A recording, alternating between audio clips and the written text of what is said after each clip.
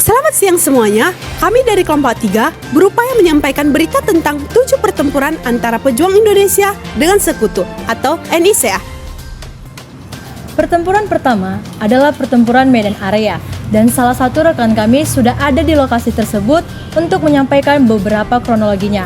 Kepada Studio Medan Area, kami persilakan.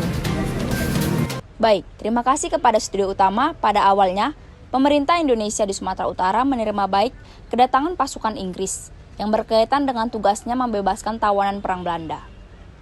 Namun, pada 13 Oktober 1945, salah seorang tentara nikah, penghuni hotel di Jalan Bali, merampas dan menginjak-injak lencana merah putih yang dipakai pemuda Indonesia. Dari sanalah peristiwa pertempuran ini dimulai. Para pemuda menyerang gedung pemerintahan yang dikuasai sekutu. Banyaknya insiden yang terjadi membuat sekutu pada 18 Oktober 1945 mengultimatum rakyat agar menyerahkan senjata kepada sekutu. Pada 1 Desember 1945, tentara sekutu memasang papan bertuliskan Fixed Boundaries Medan Areas di pinggiran Medan untuk menunjukkan daerah kekuasaan mereka. Selanjutnya pada 10 Desember 1945, sekutu melancarkan operasi militer besar-besaran terhadap para pejuang Indonesia dengan mengikutsertakan pesawat tempurnya. Pada April 1946, sekutu berhasil menguasai kota Medan. Tentara Inggris kemudian mendesak pemerintah Indonesia di Medan untuk keluar Medan. Dalam perundingan yang kemudian berakhir pada tanggal 10 Maret 1947, ditetapkanlah garis demarkasi yang melingkari kota Medan serta daerah koridor Medan Melawan. Dan peninggalannya adalah Tugu Perjuangan Medan Area atau Tugu Apollo. Selanjutnya Bandung Lautan Api. Kepada Studio Bandung Lautan Api dipersilahkan. Terima kasih buat Studio Medan Area. Jadi saya akan menyampaikan berita Bandung Lautan Api. Peristiwa Bandung Lautan Api dilatar belakangi oleh beberapa kronologi, yaitu yang pertama pada pukul 9 malam, gerombolan pemberontak Indonesia melancarkan serangan terhadap pasukan Belanda. Yang kedua, pemerintah Belanda meluncurkan operasi Produk untuk merebut kembali wilayah-wilayah yang telah dikuasai. Dan yang ketiga, serangan terhadap pos militer Belanda. Yang keempat, pembakaran gedung-gedung. Yang kelima, penangkapan pemberontak dan lain sebagainya. Nah, peristiwa ini terjadi pada tanggal 23 Maret 1946. Peristiwa ini terjadi karena masyarakat Bandung dan sekitarnya berusaha melawan pendudukan Belanda dan mengusir mereka dari kota mereka. Pasukan Belanda menggunakan tank dan senjata api untuk menyerang masyarakat yang memberontak. Dalam peristiwa ini, Bandung Lautan Api ini melibatkan masyarakat Bandung dan sekitarnya, pemerintah dan juga pasukan Belanda. Peristiwa Bandung Lautan Api berakhir setelah Belanda berhasil mengambil alih kota Bandung.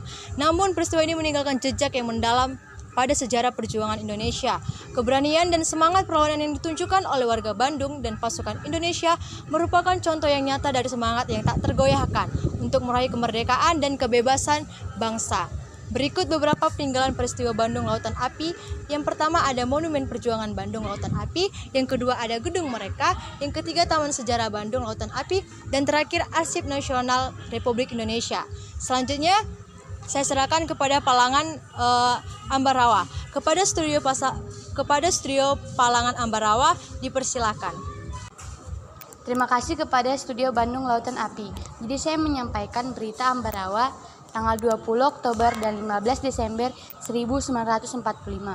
Bermula dari kekalahan Jepang pada Perang Dunia Kedua, selain itu juga meningkatkan minat sekutu untuk menguasai Indonesia. Sekutu juga kembali ke Indonesia pada tanggal 20 Oktober 1945 dengan dalih ingin merawat tawanan perang. Padahal masalah sebenarnya adalah merebut kembali wilayah Indonesia. Pada titik ini, kedatangan sekutu di Magelang dan di Ambarawa dipelopori oleh Brigadir Jenderal Betel. Namun 6 hari kemudian pada 26 Oktober 1945 diketahui bahwa sekutu dan NICA diam-diam mempersenjatai tawanan perang atau tentara Belanda. Hal ini juga membuat marah Indonesia dan akhirnya memicu pertempuran antara sekutu dan pasukan keamanan rakyat TKR pada tanggal 2 November 1945 terjadi perundingan antara Soekarno dan Brigjen Betel. Tujuan dari pertemuan ini sendiri adalah untuk menenangkan suasana dan mencapai gencatan senjata.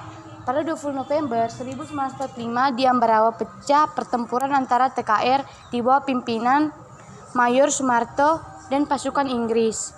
Pada 21 November 1945, pasukan Inggris yang berada di Magelang ditarik ke Ambarawa dan dilindungi oleh pesawat udara.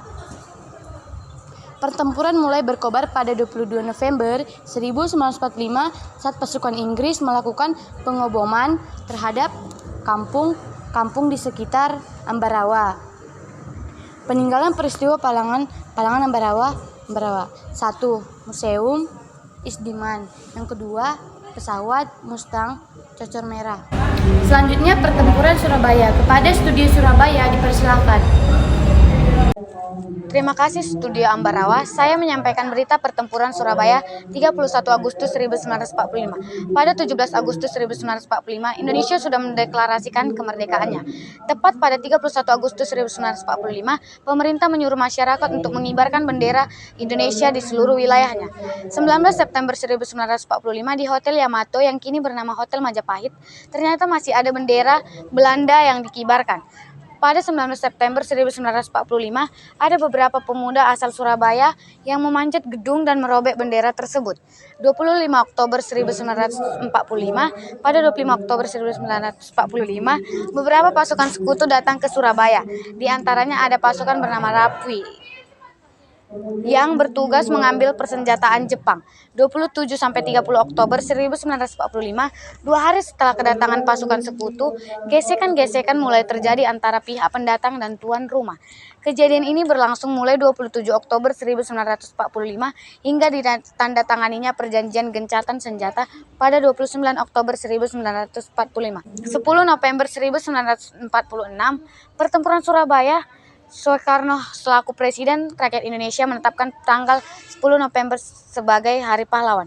Peringatan nasional ini diadakan demi mengingat jasa tokoh-tokoh dan rakyat Surabaya yang terlihat dalam upaya mempertahankan kedaulatan negara. Peninggalannya adalah Tugu Pahlawan tahun 1951. Dan selanjutnya pertempuran Palembang. Kepada Studio Palembang dipersilahkan.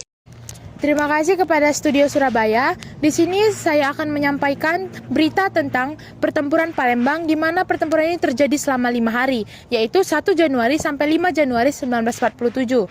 Nah, awalnya ini karena Belanda sangat ingin menguasai kota Palembang dan menginginkan warga Palembang itu mengosongkan kota Palembang. Karena pada saat itu Palembang merupakan yang kaya akan sumber daya alam dan juga merupakan wilayah strategis di Indonesia. Dan kronologinya ini adalah pada hari pertama rakyat Palembang menyerang kota sektor pertahanan Belanda. Pada hari kedua dan ketiga, Belanda kembali menyerang Palembang lewat sektor pertahanannya yaitu Masjid Agung. Nah, pada hari yang ketiga, bala bantuan itu datang kepada Palembang yang dipimpin oleh Komando Mayor Nardin Panji. Pada hari kelima, kedua belah pihak memutuskan untuk saling melakukan gencatan senjata, di mana Palembang itu memiliki pejuang-pejuangnya itu berada sejauh 20 km dari pusat kotanya dan meninggalkan Alri. Dan untuk Belanda, badan-badan pusat kotanya itu sejauh 14 km dari pusat kota Palembang. Adapun peninggalannya yaitu Museum Monpera, di mana museum ini terdiri dari beragam jenis sejarah yang terdapat dalam pertempuran Palembang. Dan selanjutnya peristiwa Puputan Margarana. Kepada Studio Margarana dipersilahkan. Terima kasih Studio Palembang. Saya akan menyampaikan berita Puputan Margarana mulai melakukan serangan pada 20 November 1946. Dengan membaki area, pasukan warga Bali sekitar pukul 9, pasukan Belanda yang kira-kira berjumlah 20 mendekat. Kira-kira pukul 11.30, serangan ini kembali berhasil dihentikan oleh pasukan Ciung Warana. Akhirnya, Belanda dan pasukan mundur sejauh 500 meter ke belakang untuk menghindari pertempuran. Kesempatan ini digunakan oleh I Gusti Ngurah Rai dan pasukannya untuk meloloskan diri dari kepungan musuh. Dalam perjalanan meloloskan diri, tiba-tiba Belanda mengirim pesawat terbang untuk memburu I Gusti Ngurah Rai bersama pasukannya. Untuk terakhir kalinya, I Gusti Ngurah Rai menyerukan puputan yang berarti habis-habisan. I Gusti Ngurah Rai bersama pasukannya bertempur melawan Belanda hingga titik darah penghabisan. Dampak akibat kelalahan pasukan I Gusti Ngurah Rai pada puputan Margarana, Belanda semakin mudah dalam melaksanakan tugasnya untuk mendirikan negara Indonesia Timur atau NIET. Hal ini karena pada 8 Maret 1950, pemerintahan RIS dengan persetujuan DPR dan Senat RIS mengeluarkan Undang-Undang Darurat Nomor 11 Tahun 1950 tentang tata cara perubahan susunan kenegaraan RIS dengan undang-undang tersebut. Maka negara-negara bagian atau daerah otonom seperti Jawa Timur, Jawa Tengah, dan Madura bergabung dengan RI. Yogyakarta, setelah itu semakin banyak negara-negara bagian atau daerah yang bergabung dengan RI. Maka sejak 22 April 1950, negara RIS hanya tinggal 3, yaitu Republik Indonesia Negara Sumatera Timur dan Negara Indonesia Timur. Semenjak itu setiap 20 November masyarakat Bali memperingati Hari Puputan Margarana dan mengenang jasa-jasa pahlawan yang telah gugur membela bangsa dan negaranya. Berikut peninggalan Puputan Margarana yaitu Monumen Nasional, Taman Pujaan Bangsa Margarana, selanjutnya Pertempuran Makassar. Kepada Studio Makassar dipersilakan. Terima kasih kepada Studio Margarana, saya akan menyampaikan berita peristiwa Pertempuran Makassar yang terjadi pada Desember hingga Februari. Selama operasi militer penumpasan pemberontakan, nama dari pemimpin tentara pasukan khusus Belanda yaitu Raymond Pierre Paul Westerling. Upaya Belanda untuk merebut kembali Indonesia pada saat itu disebut sebagai tindakan pengawasan terhadap teroris dan ekstremis nasionalis. Di Sulawesi, tepatnya Sulawesi Selatan, pasukan Belanda menggunakan metode Westerling yang brutal. Tindakannya termasuk menyerbu desa-desa, memisahkan laki-laki dari perempuan dan anak-anak. Orang-orang yang diduga memiliki sikap anti-Belanda langsung dieksekusi. Westerling tiba di Makassar pada 5 Desember 1946. Belum seminggu di sana, dia langsung membuat teror. Kampung dikepung pasukan Belanda dan dihujani mortir. Rumah-rumah dibakar habis. Penduduk dikumpulkan dan dibantai. Para anggota pergerakan kemerdekaan disiksa sebelum dihabisi dengan tembakan pistol. Operasi Westerling yang berlangsung selama 5 Desember 1946 hingga 21 Februari 1947 dimulai dari desa Batua hingga beberapa desa kecil di sebelah timur di Makassar. Westerling sendiri langsung memimpin operasi tersebut. Dalam kurun waktu 7-25 Desember 1946, Westerling berhasil membunuh sekitar 40.000 orang sipil yang tidak berdosa di Makassar. Peristiwa ini dikenal sebagai peristiwa Westerling atau pembantaian Makassar. Peninggalan pertempuran Makassar pada peristiwa Westerling yang paling mencolok adalah monumen korban 40.000 jiwa, yaitu patung setinggi 4 meter seseorang dengan kaki tangan buntung. Selanjutnya, relief raksasa menggambarkan secara gamblang apa yang tertinggal di sebuah desa setelah alami teror Westerling. Kembali lagi dengan studio utama. Terima kasih kepada semua studio, kami dari kelompok 3, izin pamit undurkan diri. Dan saksikan berita selanjutnya hanya di Breaking News.